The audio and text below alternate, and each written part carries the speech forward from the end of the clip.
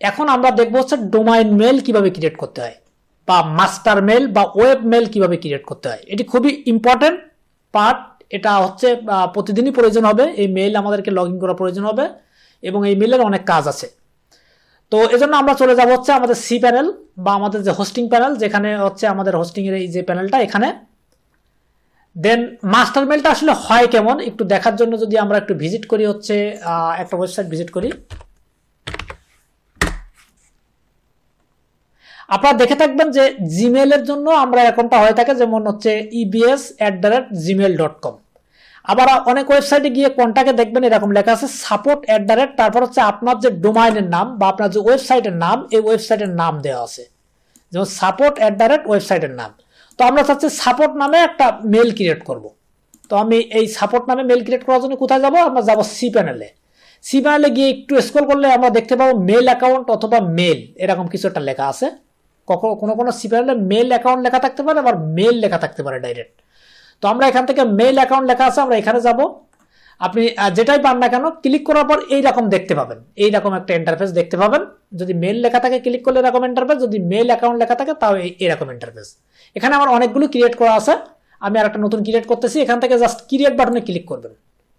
দেন এখান থেকে কোন ডোমাইনের আন্ডারে আপনার মাস্টার মেলটি হবে, লাইক এইখানে যে মেলটি আছে সেটা কি নামে আছে, এটা হচ্ছে support@bigazu.com.bd।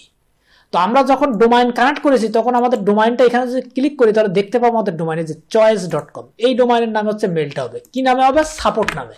তাহলে সাপোর্ট তারপর হচ্ছে @choice.com এরকম হবে। দেন এখানে একটা পাসওয়ার্ড দেব, এখান থেকে জেনারেট করা পাসওয়ার্ড আপনি ইউজ করতে পারেন। এটা জাস্ট কপি করে আপনার এই যে মেলের যে নাম এবং পাসওয়ার্ডটা আপনি নোট করে রাখবেন। দেন একটু নিচে যদি দেখি এখানে এডিট সেটিং, এখানে যদি এডিট সেটিংয়ে ক্লিক করি তাহলে এখানে জায়গা নির্ধারণ করা যাবে। তো বাই ডিফল্ট 250 দেওয়া আছে, আমি 250 রেখে ক্রিয়েটে ক্লিক করলাম। তাহলে কি হলো, আমার এই নামে একটা মেল ক্রিয়েট হয়েছে। কোথায়? এই যে support@choice.com। এই মেলটা আমি একটু কপি করে নিচ্ছি, একটু পরে প্রয়োজন হবে, এখানে রেখে দিচ্ছি।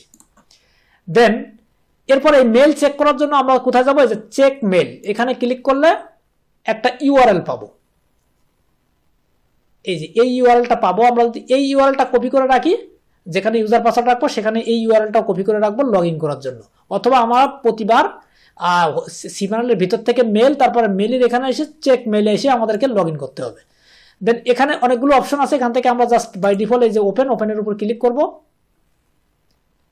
এখানে অনেকগুলো অপশন আছে, অনেক বিষয় আছে। এগুলা যে ফ্রিল্যান্সার যারা তাদের জন্য অনেক কিছু জানার আছে এখানে, বাট যেহেতু আজ আপনারা বিজনেসম্যান তাই আপনাদের খুব বেশি ইনফরমেশন প্রয়োজন হচ্ছে না।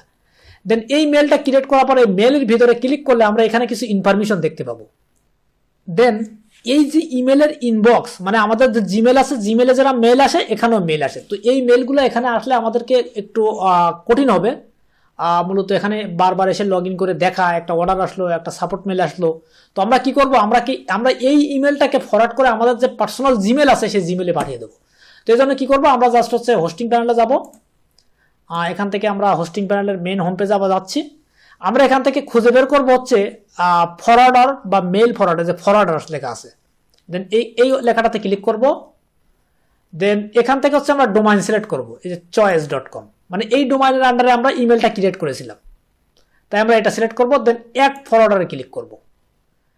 দেন ফরওয়ার্ডার অ্যাড্রেসের জায়গায় হচ্ছে আমরা সাপোর্ট লিখেছিলাম, এই যে সাপোর্ট, এই সাপোর্ট লেখাটা লিখবো। তারপর হচ্ছে এই ডোমাইনটা আবার একটু সিলেক্ট করতে হবে, মেবি এইখানে যাব। দেন এইখানে আমরা কোন মেলে এটা ফরওয়ার্ড করতে চাই, তো আমি এই মেলে ফরওয়ার্ড করতে চাই, তো এই মেলটা এখানে লিখলাম। দেন এরপর হচ্ছে আমরা এখান থেকে অ্যাড ফরওয়ার্ডার, তাহলে হচ্ছে এই যে এই মেলে যে মেলগুলো আসবে, এই ইমেলে যেটা আমরা ক্রিয়েট করলাম, এই মেলগুলো আমাদের জিমেলে ফরওয়ার্ড হবে, যা আমরা মোবাইল থেকে দেখতে পাবো, সহজে দেখতে পাবো। আর যদি ফরওয়ার্ড না করতে চান নো প্রবলেম। তাহলে আমরা মোটামুটি এই ক্লাসে জানলাম কিভাবে একটি ওয়েব মেল ক্রিয়েট করতে হয় এবং সেই ওয়েব মেলটি ফরওয়ার্ড করে আমাদের জিমেলে পাঠাতে হয়।